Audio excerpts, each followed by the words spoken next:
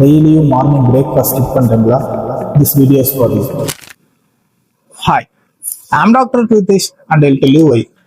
Breakfast is the most important day of the meal சொல்லுவாங்க. ஆனால் அது உண்மை இல்லை.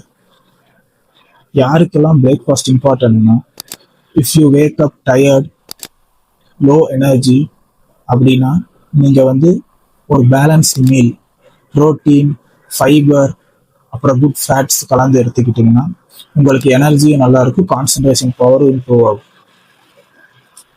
இதுவே சில பேர் இன்டர்மிட்டன்ட் ஃபாஸ்டிங்ல இருப்பாங்க. இல்லைனா சில பேருக்கு காலையில் எந்திரிச்சோன்னு பசிக்காது.